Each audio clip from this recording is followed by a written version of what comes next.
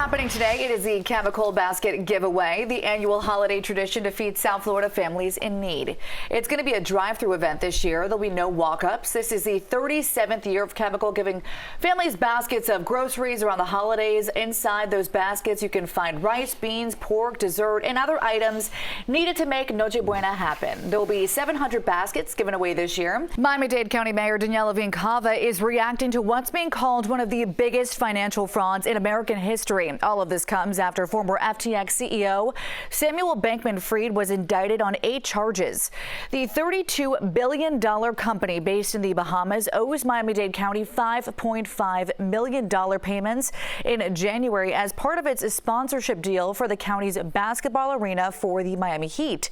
It's a teacher's worst fear, a student in a classroom with a gun. And for one middle school teacher in North Carolina, that fear became a reality last week. Lynn Julian says she never heard the gunshot, just the screams of other teachers. They told her to get out of the hallway and inside her classroom, and when she did, she told her students to get away from the windows and then crouch down. That's when one of the students bent down and picked up a gun that smelled like gunpowder.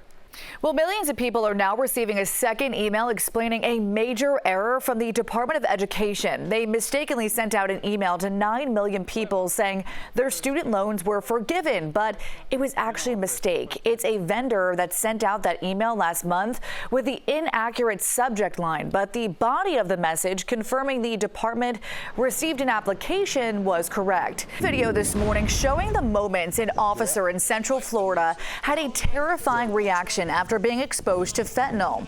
Officer Bannock was conducting a traffic stop Tuesday when she found drugs on the passenger.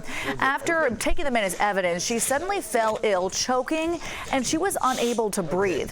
This officer says she wants this video to be shared in hopes that everyone sees just how dangerous fentanyl can be even without consuming it. Right now at 5:34, Governor DeSantis says he plans to petition the state Supreme Court to convene a grand jury to investigate any and all wrongdoing with the COVID-19 vaccines. DeSantis didn't give specifics on what wrongdoing the panel is going to investigate, but he did suggest it would be aimed to get more information about these vaccines. He made this announcement following a roundtable with the Florida Surgeon General Joseph Ladapo and a panel of scientists as well as physicians. Now, according to arrest documents, a 22-year-old woman set up a date with a man who she met on a dating app. Alexis Cardenas is now facing 2 felony charges, and according to the documents we obtained, Cardenas went to a location in Miami Gardens on November 30th.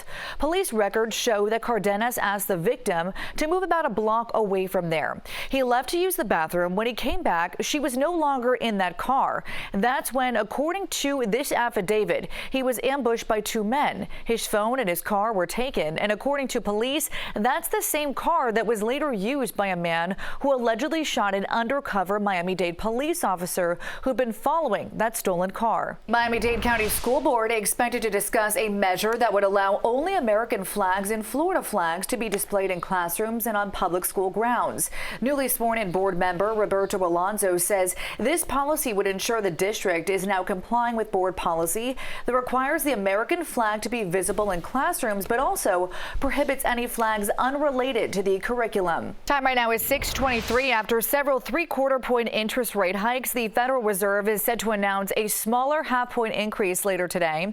It's the first step towards dialing back its efforts to combat inflation. President Joe Biden has signed legislation into law protecting same-sex and interracial marriages. Congress sprang into action to pass this bill last month, months after the Supreme Court overturned Roe v. Wade. The bill makes same-sex and interracial marriages legal in every state.